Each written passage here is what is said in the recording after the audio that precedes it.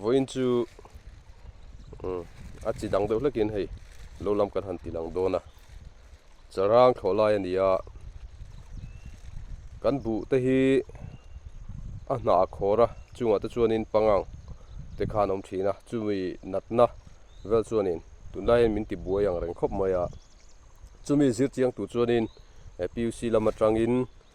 pachunga college lama tangin thiaman ron kala research nei na tur khang pangang te le ei chetu ran nung te tin na lei lung te zir chiang turin ron kala ti chun voinia khang hu dana te po kha kan thiranga voin chutle min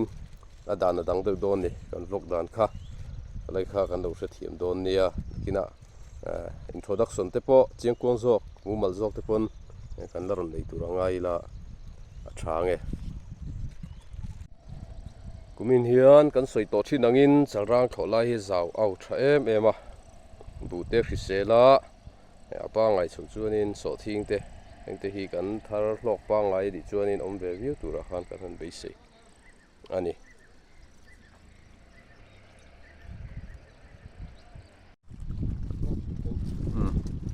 kan zu pai thina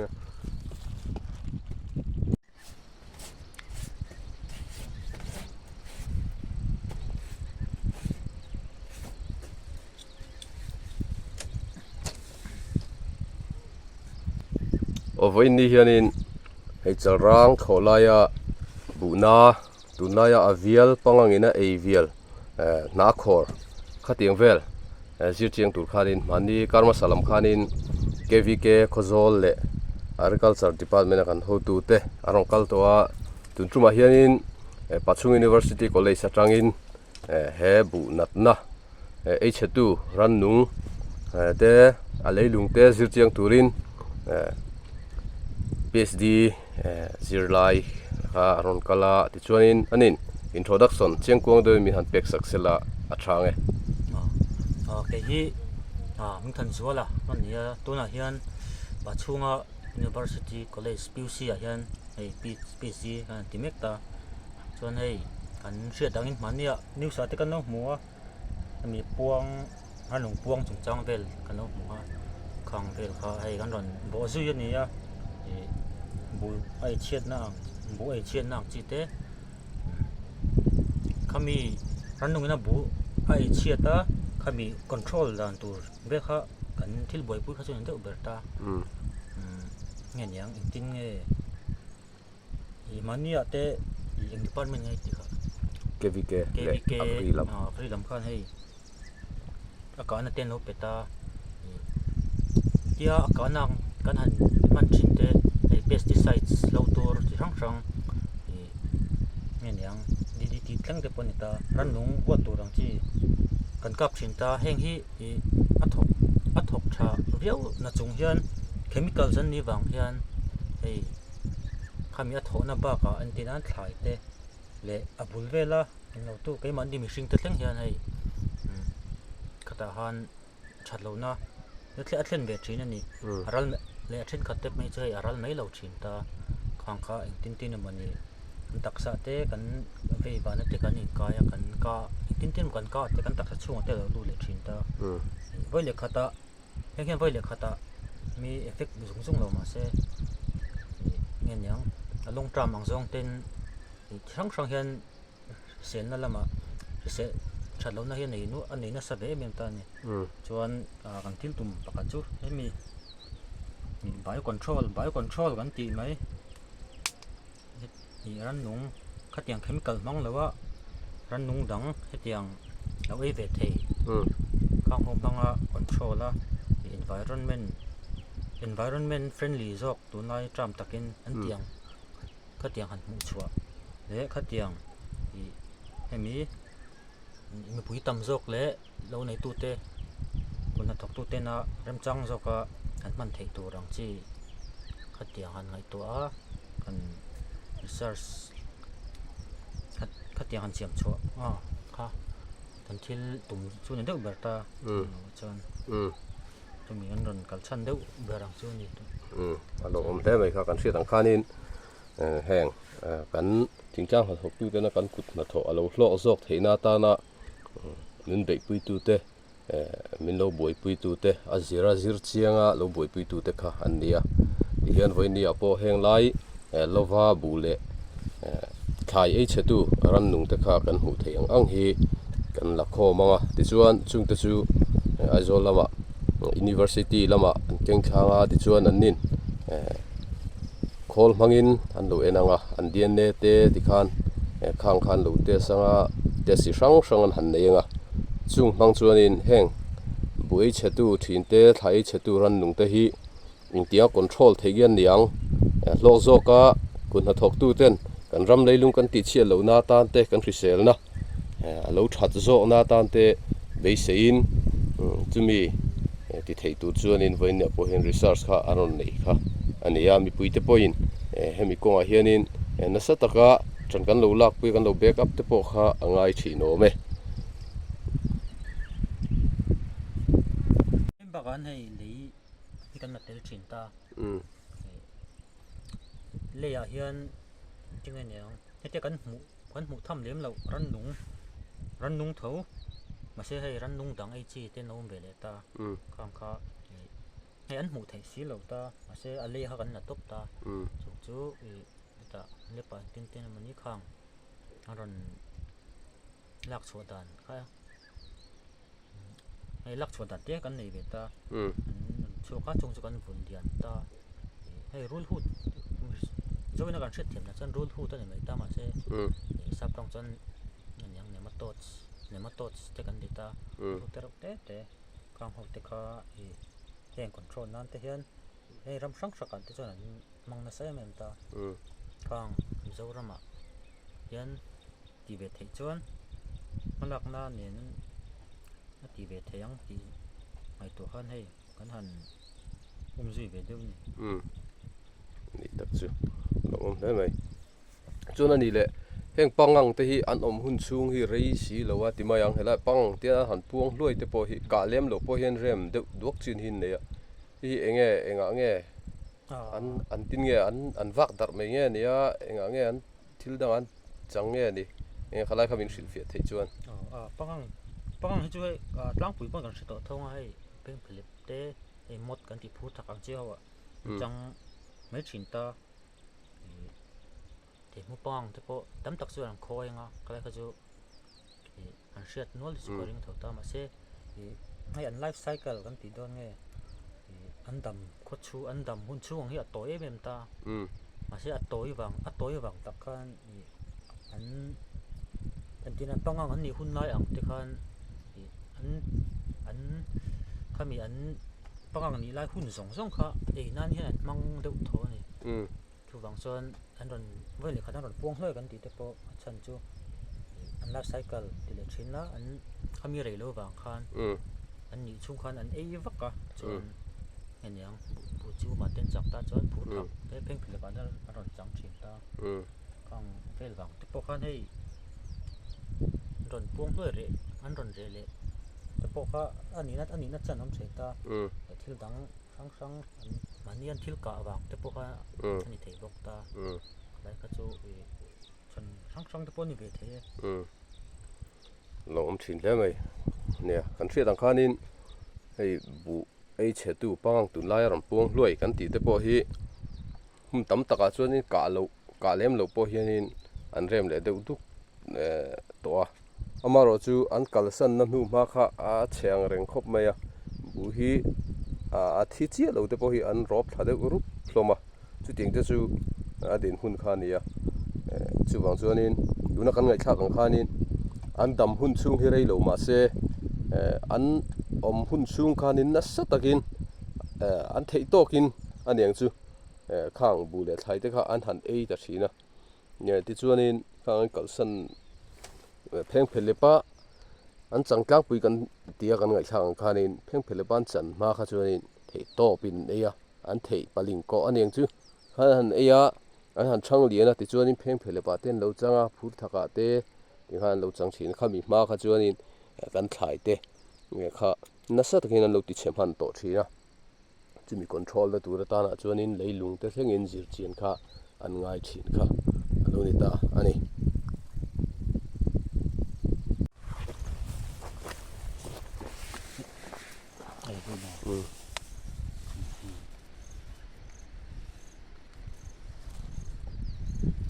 ho hi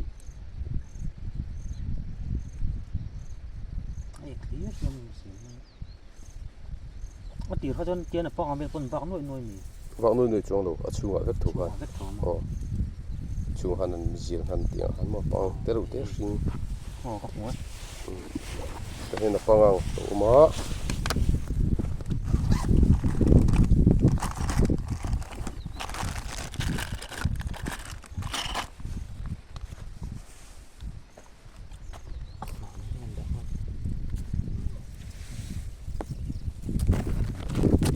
hei tak hi pangang taka khani ta ho hi zir chian turin tuna hianin la don ani mani tian kan identify hei ran nung eng species ang ngen ni tiang hi kan chian thin ta mo kan ning la wan DNA kan la ta khol mangin kan exam vek ta hi chu e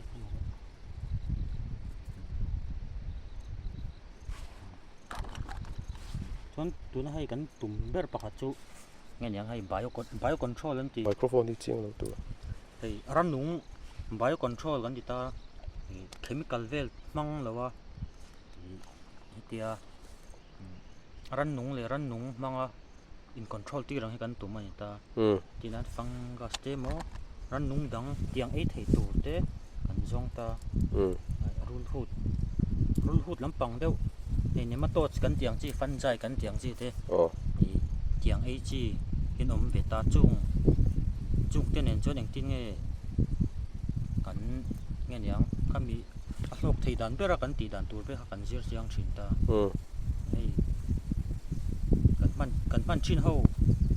lo tur kan tiang chi te chu a thong thal tuk ta ma se ei mi hring tan hian lo na tam thina wang hian kami ki to pa bio control lampang zong ati hi mi kan research le kan thil tum deuh ber pakhat chu ni chu lo om le mai kunna thok tu te na kan hlok pui thei dan tur kong kha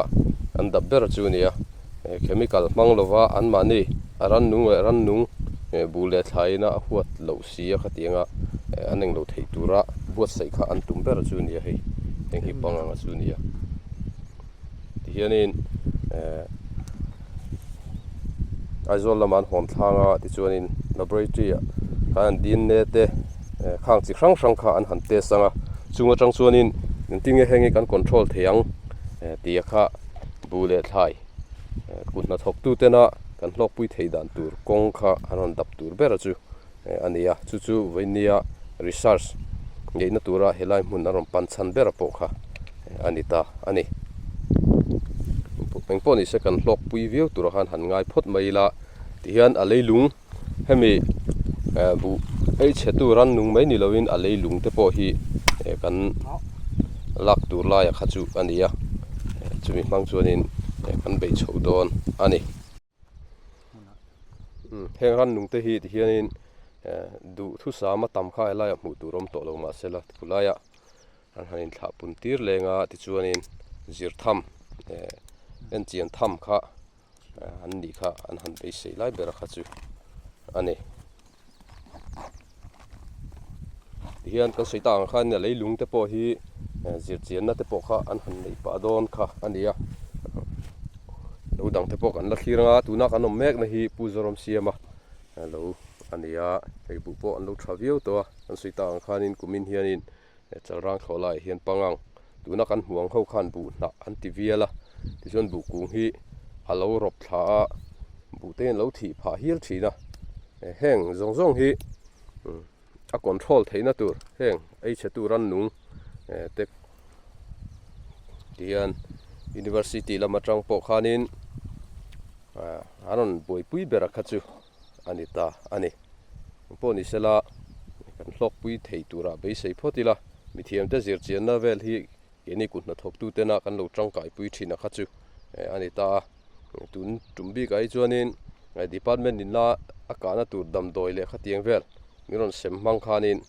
kan han boi pui kha ani maya kan han ka pa khang kha kan ti dana chu ni maya aba kha han ti wak thei kan nei lowa amaro chu soita ang khanin sina kan ngai thak ang khan puming an hena tang kan hriat ang khanin heng ran nung te hi chemical manga damdoi manga khatia kap hlum mai lo khanin a hlok theyang bera kan man theya tur khan an mani ei chetu tu ran nung dang siam chu emo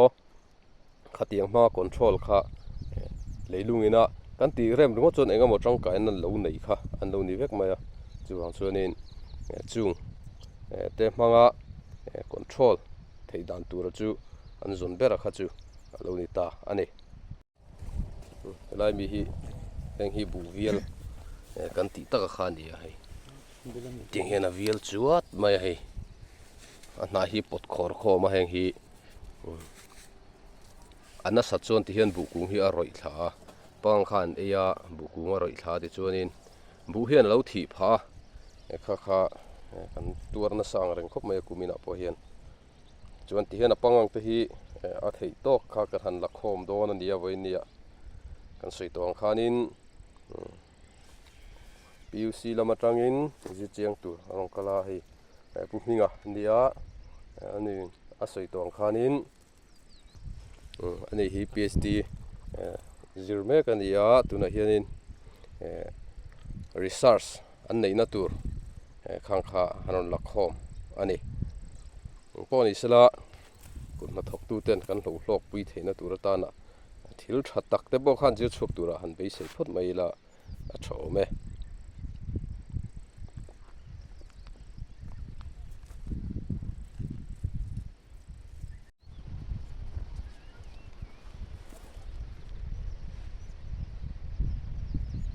bura hian a thei anga tam kha kan pu thei tok tok kha kan han ra khom do na ni na khor zong zong hian lo om to lo om na hi lo om zeu zeu chowa to na ti hian kan han ra khom sel don ani thale me lip lim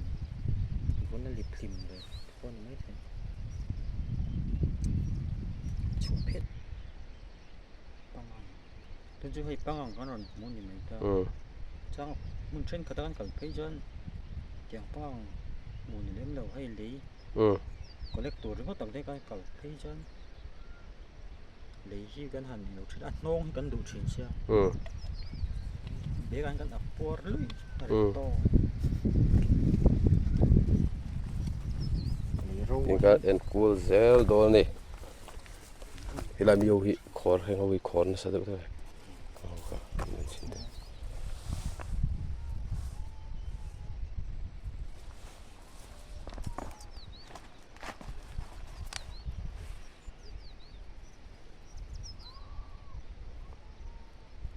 kan sei tang khan a khor zong zong hian om to lo wa a ek alo om treu ringot mai hloma pang ek te kha bu nan eina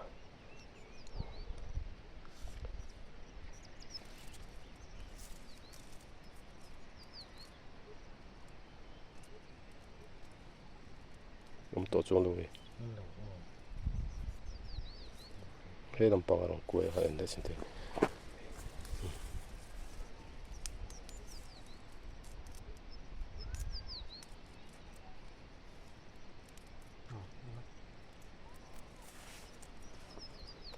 lấy á bằng tầm đồn thôi ở bụi nào đấy là thun đấy khá phụ mà đến tụi đến là đi khó khăn đổi về đồ đặt luôn rồi choคุณละมาบุญนะก็หนีไม่หลงพี่จน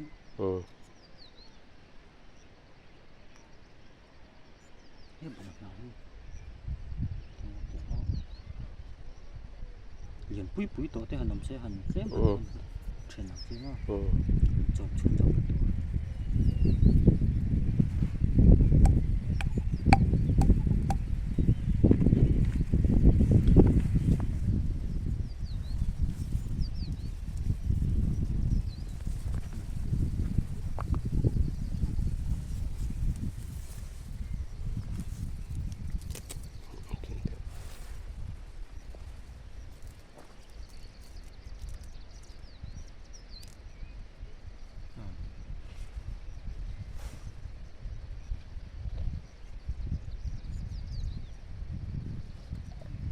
ตั้งน้ำเสียงอย่างนี้ นี่กุมอาปอมาเซนี่กุมเขาจะนอมตายเดียวมั้ง อันเอte hin ren pung bak sin na takada don't fall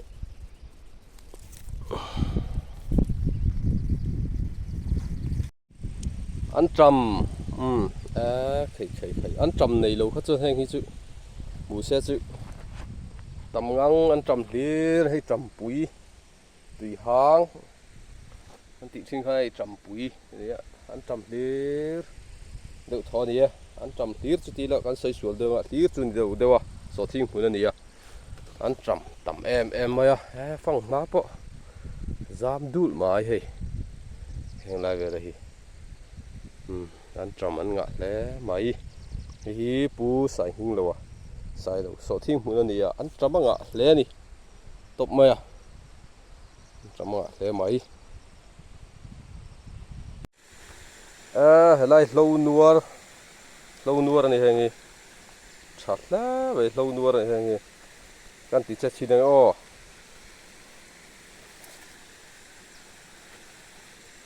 หมักไว้เข้าไปเรานัวที่เดี๋ยวขอเห็นอันไหนเข็บเวกไม่หมักไว้เดี๋ยวนี่เรานัว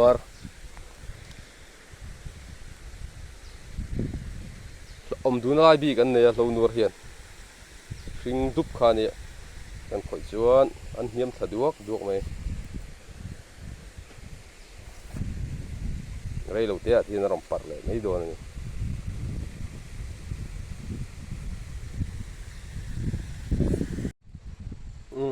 ทิ้งปุ๋ยเส้นหางกันอินเหลียงให้ปุ๋ยเส้นหางเราเนี่ยอะไรมาเต้นการอินล็อกโดนนี่ดูไทยก็ไม่ทิ้งปุ๋ยเส้นหางเยอะ